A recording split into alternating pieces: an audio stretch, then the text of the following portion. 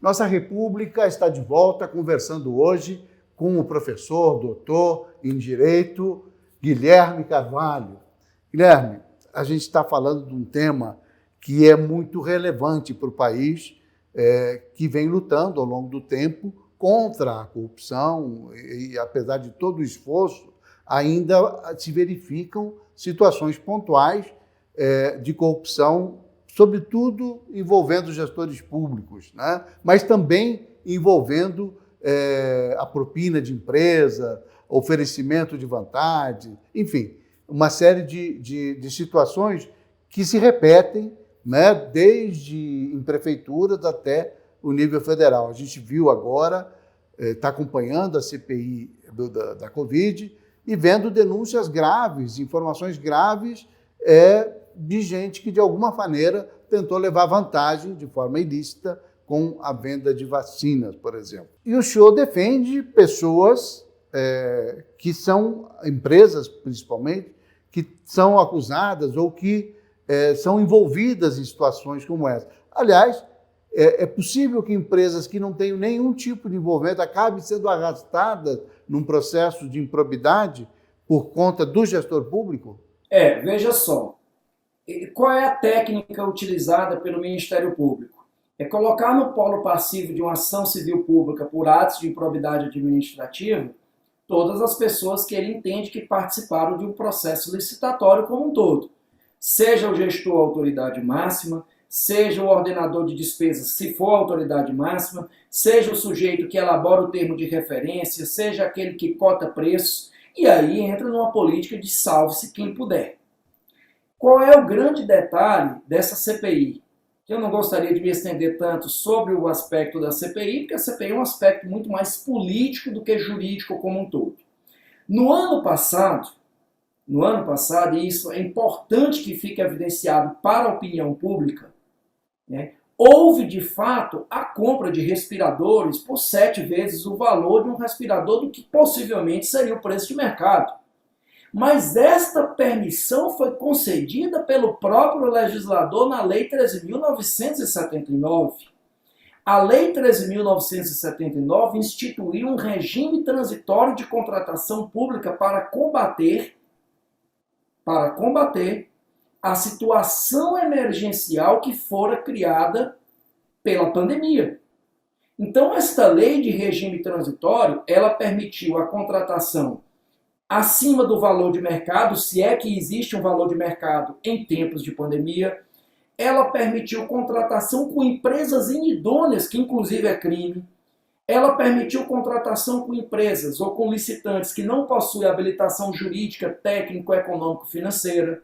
Ela possibilitou comprar ou adquirir equipamentos usados, ou seja, se tratou de um regime transitório. E se tratou de um regime transitório que foi necessário para poder acudir àquela situação emergencial.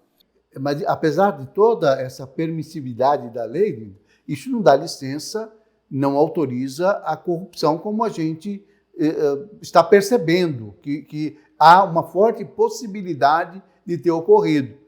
A gente vê aí, não só no preço da vacina, mas, enfim, em depoimentos diversos, que sinalizam para essa possibilidade, embora isso não tenha sido apurado ainda por uma investigação policial e com acompanhamento do Ministério Público, etc. Está no campo da CPI ainda. Mas essa legislação provisória, ela não dá licença para roubalheira, não é verdade? Aí entra um detalhe importantíssimo, e que a defesa dos agentes públicos deverá usar isso da melhor maneira possível. Eu escrevi um livro sobre esse assunto no ano passado, em que eu explico estas situações. Eu não vou citar exemplos do estado do Mato Grosso para não personificar.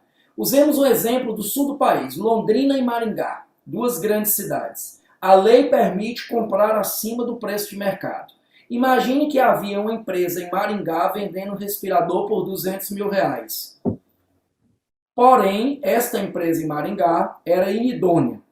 E havia uma empresa em Londrina vendendo respirador pelo dobro do preço de Maringá, por R$400 mil. Porém, era idônea. A pergunta é, Você compraria um respirador de uma empresa idônea ou de uma empresa inidônea pela metade do preço? O legislador não resolveu. Desculpa a expressão, mas deixou o administrador público numa verdadeira sinuca de bico.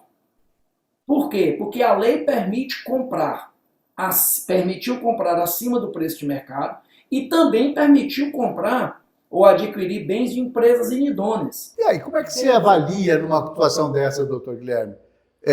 O que é menos lesivo para os cofres públicos, é isso? O que deve prevalecer numa situação como essa? Veja, os dois dispositivos legais dizem o seguinte, da Lei 13.979, desde que seja única. Mas ele não diz onde é a única, se é a única em Londrina, a única no estado do Paraná ou a única em Maringá, por exemplo, neste exemplo aqui simbólico que eu estou utilizando. Nesta situação, eu inclusive escrevi um artigo no ano passado sobre isso, chamativo artigo, em que eu coloquei quando superfaturar é a melhor solução e que causou um espanto nacional. Por quê? Porque eu disse que o superfaturamento para aquela situação não era crime, poderia ser improbidade, mas a contratação com empresa inidônea era crime. Embora a Lei 13.979 houvesse permitido a contratação com empresa inidônea, desde que fosse a única. Porém, neste exemplo que eu citei, entre Maringá e Londrina, a empresa inidônea venderia pela metade do preço. Eu, na situação de gestor, teria comprado pelo dobro do preço, considerando que a empresa era idônea e não inidônea. Por conta da gravidade jurídica do caso, né? Quer dizer, uma tem uma situação penal mais gravosa do que a outra. Por exemplo, nós vamos ter muitas ações de improbidade administrativa decorrentes da pandemia do ano passado. E olha Sim. A situação que nós estamos. Nós ainda estamos galopando em fenômeno inflacionário, que é um problema decorrente ainda da pandemia. Nós tivemos uma legislação este ano, agora, de 2021, que é a nova Lei de Licitações e Contratos Administrativos, repleta de novidades, cheia de novos avanços, significativamente avanços, mas com a medida ou com caráter penal ou com estratagema penal bastante severo. Ao tempo em que essa nova lei de licitações franqueia ao administrador público uma maior maleabilidade para conceder eficiência à administração pública, porque a lei cita em seus princípios a eficiência, a economicidade, a eficácia, a efetividade. Ninguém quer uma administração pública que não seja eficiente. Acontece, Mauro, que a eficiência ela deve andar passo a passo com a burocracia. E às vezes esse monstro da burocracia engole a eficiência. Na dúvida, o gestor dorme feliz quando nega ou quando não faz. Por quê? Porque fazer significa ser arrojado. E ser arrojado, às vezes, tem que combinar com os órgãos de controle. E os órgãos de controle, por muitas vezes, não são deferentes às medidas arrojadas pelos administradores públicos, que visam, em muitos dos casos, a concretização justamente do que a própria lei também deseja, do que o legislador deseja, e por mais razões do que a própria Constituição Federal passou a desejar desde 1998, que é justamente a concretização do princípio da eficiência. Nós precisamos de administrações públicas eficientes. E como eu posso equacionar esta eficiência com a burocracia? É isso que a nova lei de licitações tenta trazer, tenta solucionar. E há de existir uma maior deferência dos órgãos de controle, tentando justamente conceber e conceder à administração pública a possibilidade de efetivar políticas públicas mais concretas, de forma mais eficiente, sem que haja um temor reverencial ao órgão de controle. E com esta minha fala, eu não estou de forma alguma aplaudindo atos de corrupção, muito ao contrário. Eu apenas defendo e sou um entusiasta do princípio da eficiência. Nessa medida, doutor Guilherme, a burocracia sempre se mostrou algo extremamente nefasto para a gestão pública, não é? E, aliás, acaba alimentando, de certa forma, a própria corrupção, porque quanto mais dificuldade, mais facilidade se tem para colocar à venda, né? Então, e a burocracia realmente é um problema, porque ela atrapalha a eficiência, né, de um lado, ela compromete prazos, enfim, ela estabelece uma situação de freios que não necessariamente combatem a corrupção ou evitam a corrupção. O senhor falou que a nova legislação tenta dar um certo equilíbrio nesse sentido, de tentar ajustar, reduzir um pouco a burocracia. Mas antes de eu entrar na nova legislação, eu queria saber o seguinte: a burocracia é, de fato, um estimulador da corrupção? Eu não tenho a mínima dúvida sobre isso. Se há algo, Mauro, que une os americanos, independentemente de serem democratas ou republicanos, é a aversão da burocracia. A burocracia é uma sistemática que engessa a administração pública. Ela prioriza justamente uma administração pública tacanha, uma administração pública nada arrojada. A burocracia, via de regra, incrustada não apenas em instrumentos legislativos que são, de certa forma, desarranjados, ela também está avaliada nas práticas diárias. E estas práticas diárias impossibilitam uma melhor gestão. A burocracia, ela inviabiliza o crescimento econômico. Ela derroga a possibilidade de se crescer, de os estados se desenvolverem, dos pequenos municípios, sobretudo, se desenvolverem.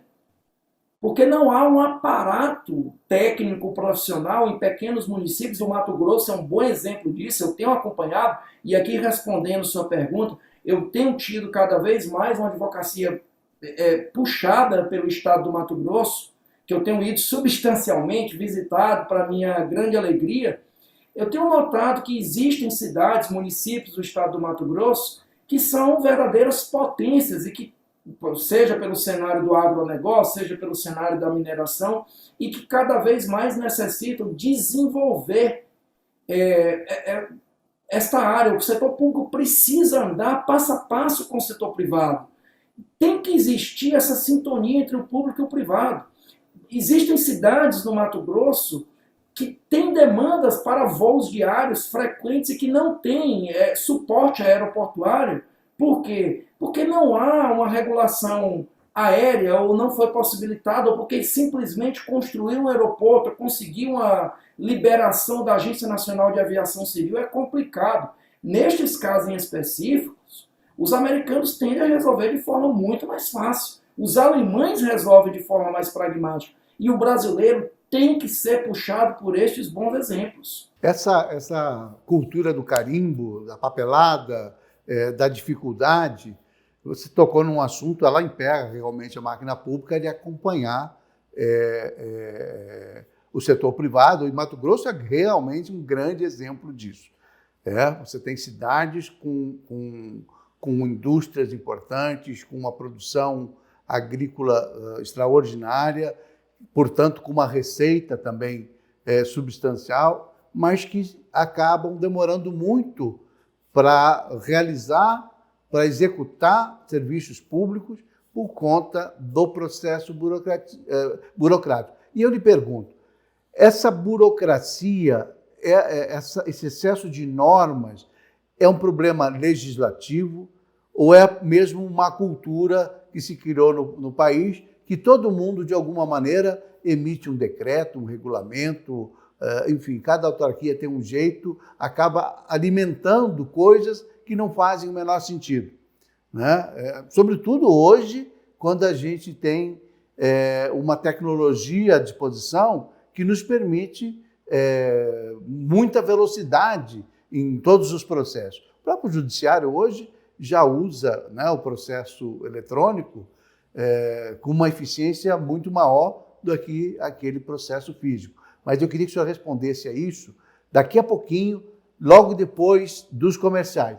Nós vamos ao intervalo, voltamos já, por favor, não saia daí.